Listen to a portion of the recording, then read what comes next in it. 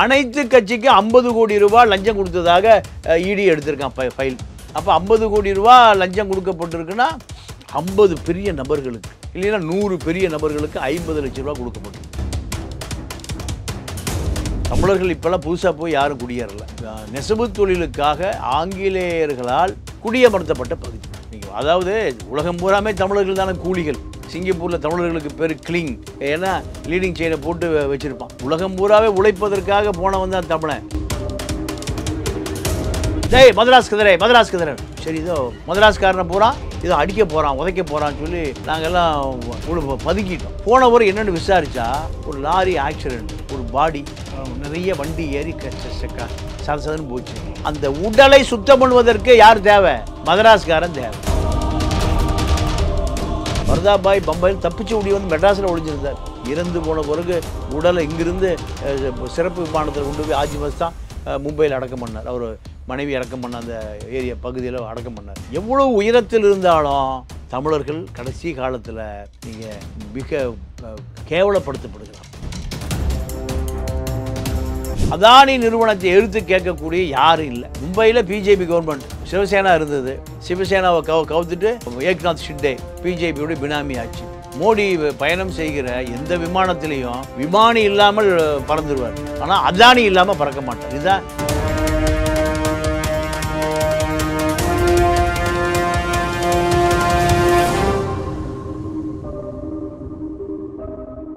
தமிழர்கள் 100 ஆண்டுகளுக்கு முன்பு தமிழர்கள் குடியேறிய பகுதி, நெசவு தொழிலுக்காக குடியேறிய பகுதி. நெசவு தொழில் அதிகமாக தொழில்நுட்பங்களை தெரிந்தவர்கள் தமிழர்கள்.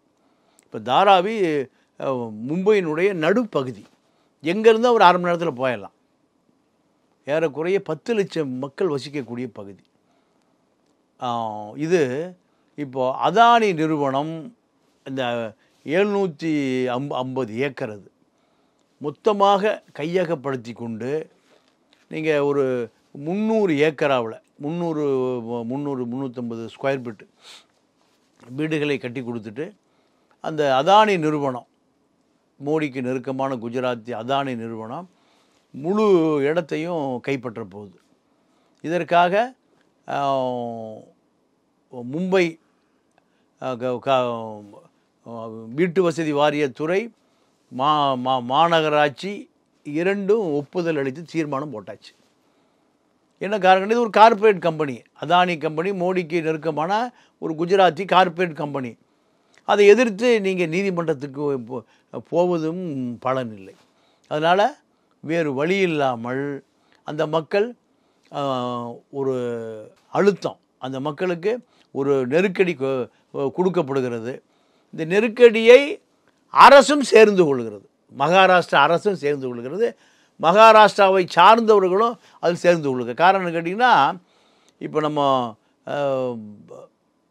பெரம்பூர் பின்னிமில் தொழிலாளர்கள் 5000 பேர் வேலை பார்த்தான்.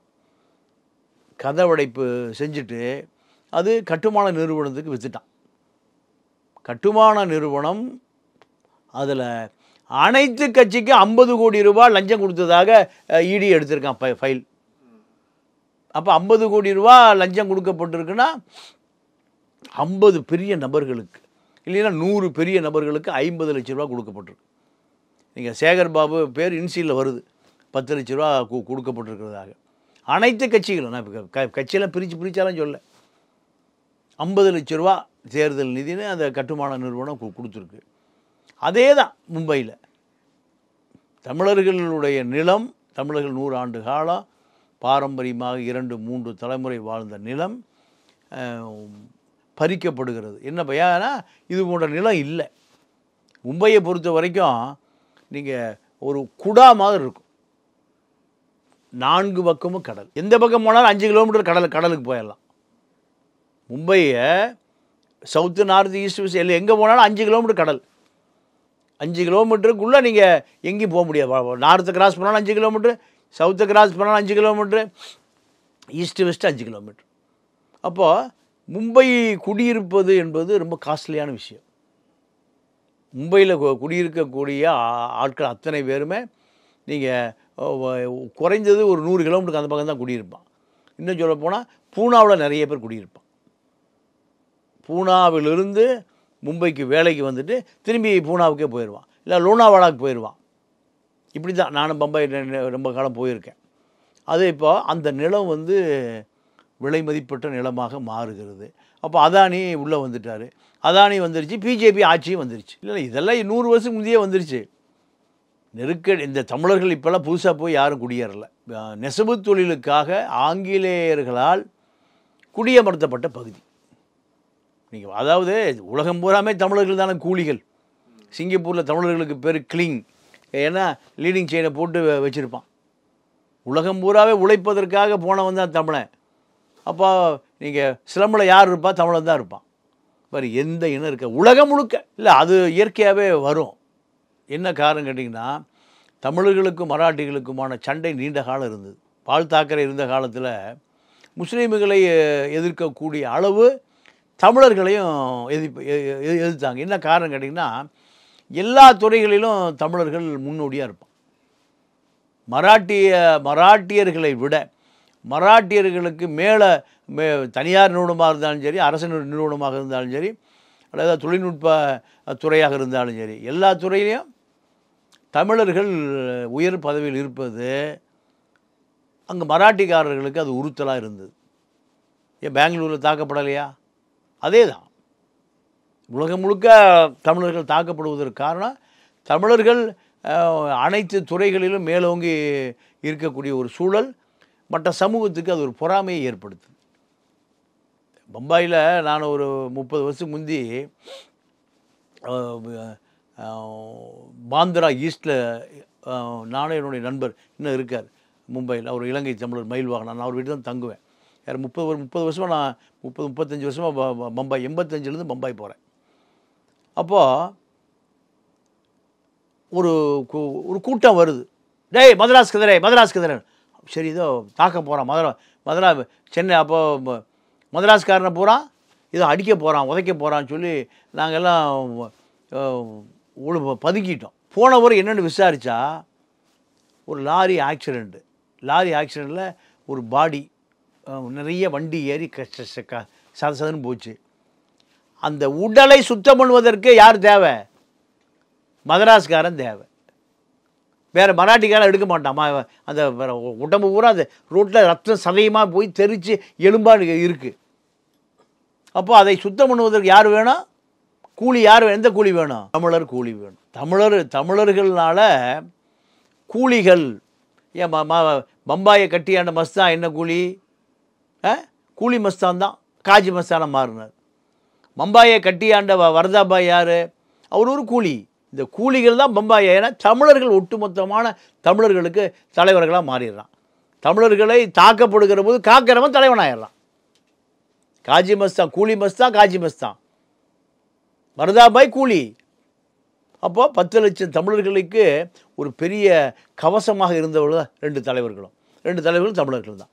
2 தலைவர்களும் கடைசியில் மும்பையில் இருக்கவே முடியலையே. வரதாபாய் பம்பாயில் தப்பிச்சு ஓடி வந்து மெட்ராஸில் ஒழிஞ்சிருந்தார்.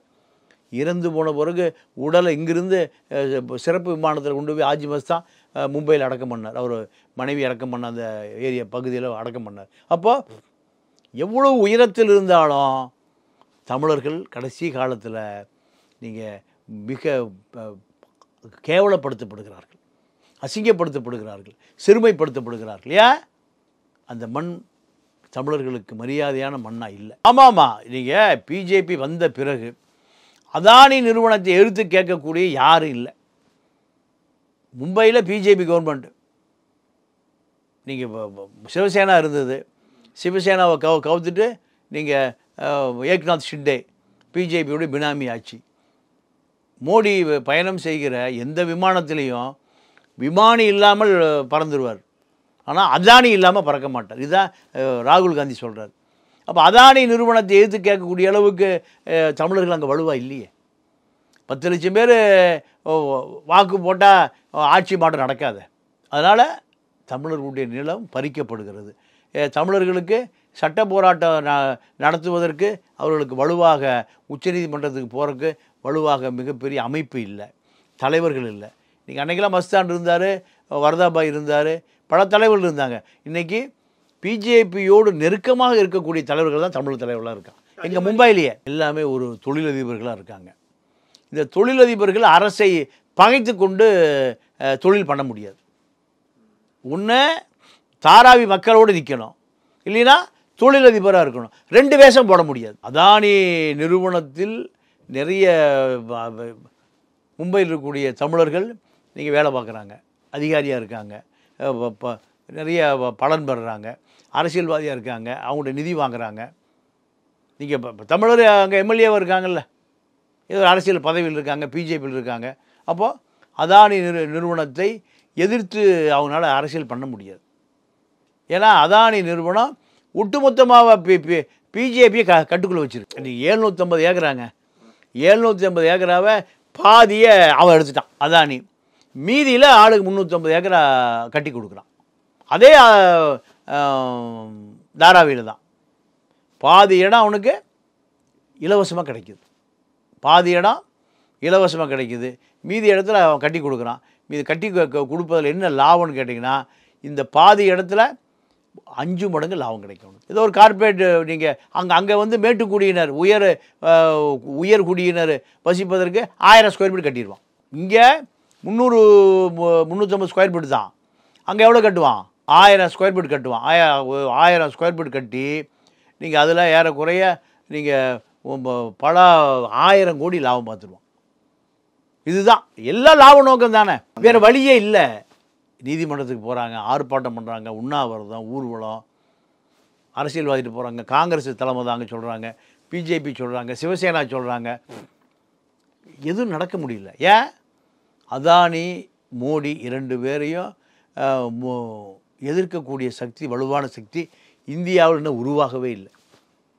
காங்கிரஸு போராடுது, இருந்தாலும் அதானி நிறுவனத்தை மீறி சட்ட போராட்டம் நடத்தக்கூடிய அளவுக்கு வலுவான தலைவர்கள் அங்கே இல்லை. தமிழ்நாட்டில் பீகாரை சேர்ந்த தொழிலாளி தாக்கப்பட்டான்னு வதந்தியை பரப்புனோடனே பீகார் அரசே வந்துருச்சு. ஆனால் மும்பையில் பல முறை தமிழர்கள் தாக்கப்பட்டிருக்காங்க. தமிழக தலைவர்கள் எந்த அறிக்கையும், எந்த சட்டமன்ற குழு, எந்த நாடாளுமன்ற குழு இதுவரைக்கும் போனதாக வரலாறே இல்லையே. அங்கே இருக்கக்கூடிய தாதாக்கள் தான். யார்? 2 கடத்தல்காரர்கள் தான். மஸ்தானும் ஹாஜி மஸ்தானும் வரதாபாய் தான் தமிழர் காப்பாற்றுறாங்க.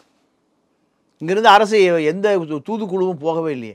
ஏன் 91 கர்நாடகாவில் 1 லட்சம் பேர் அகதியாக வந்தானே, விசாரணை கமிஷன் கூட அமைக்கலையே.